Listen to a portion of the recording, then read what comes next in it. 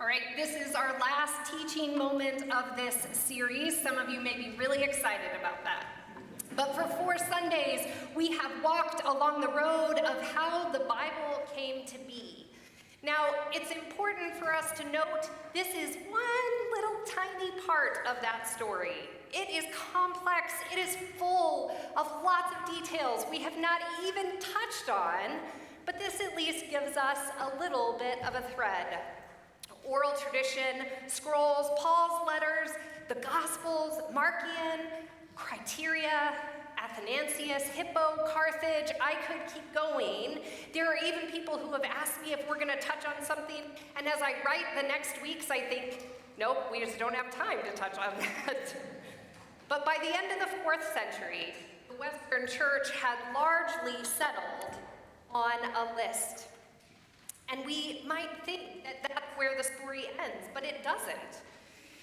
Here's the thing. There is no single Christian Bible.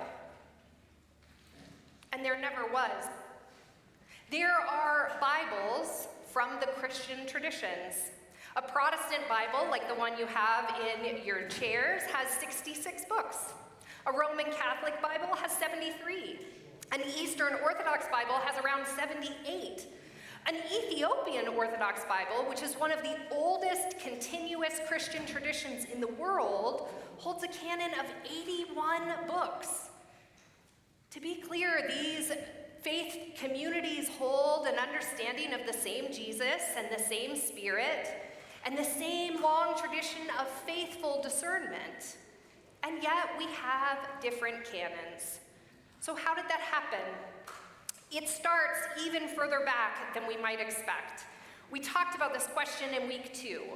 When the early church inherited the Jewish scripture, they did not inherit the same version.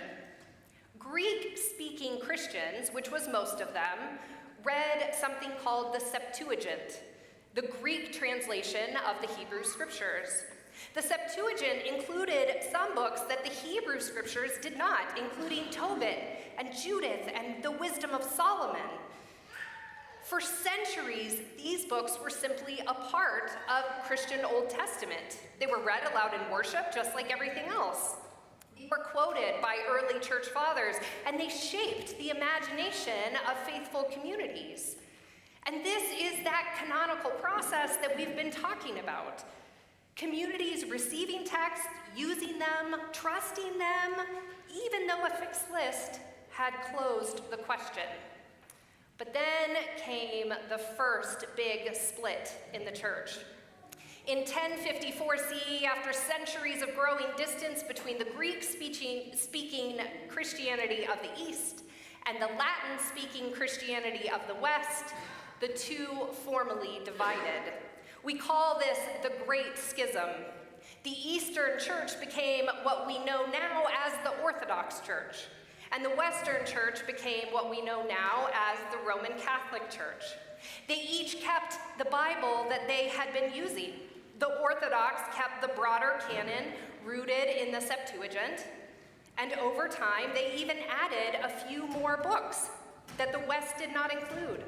Texts like 3rd Maccabees and Psalm 151. The Roman Catholic Church kept a slightly narrower version of that same broader tradition. So already by the 11th century, there is no single Bible. Then comes the third move, the one that gave us our Protestant Bible. In 1517 CE, Martin Luther sparked the Reformation. As part of his return to what he called sola scriptura, scripture alone, Luther went looking for the most ancient version of the Old Testament that he could find. And he chose to follow the Hebrew text rather than the Greek Septuagint, even though the church had been using it for years. That choice had consequences. The books that were in the Septuagint and not in the Hebrew Bible, Tobit, Judith, Wisdom, etc., Luther moved on without them. He didn't throw them out. In his original German Bible, he placed them in a separate section between the Old Testament and the New Testament called the Apocrypha, which means hidden. They were good to read, he said, but not equal to Scripture. But here's the strange part. Protestant Bibles eventually dropped them altogether.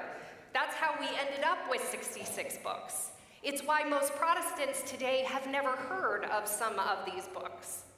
Roman Catholics call those same books deuterocanonical, meaning a second canon, and consider them fully Scripture. And Orthodox Christians call them I practiced all week. Anagignosgemina, meaning worthy to be read, and I have to admit, that was a new word for me this week. Those same books, 3 different decisions about where to place them, 3 different canons. A faithful Christian in Addis Ababa is reading a different Bible from a faithful Christian in Rome, who's reading a different Bible than the ones that are in our sanctuary this morning. These are not contradictory Bibles. They have a shared core, and the edges that the global church has drawn are in different places. This is not a failure of the church or even of us as believers. This is the church still doing the canonical process, still talking through hard things. This is communities discerning and listening and receiving the texts that help them to recognize God. The Spirit that guided the early church through that work is still the Spirit guiding us today. Which leaves us with a question. If the canon is not a single closed object, if even the boundaries of our Scripture have been drawn by the church across generations in different places and in different ways, then what does that mean for us here this morning? How do we listen well to the Spirit, to the Bible that we've received, and to the voices who speak outside its edges? Because I believe God is calling us back to listen again and again. Will you join me in our hymn of reflection, Lord, Speak to Me?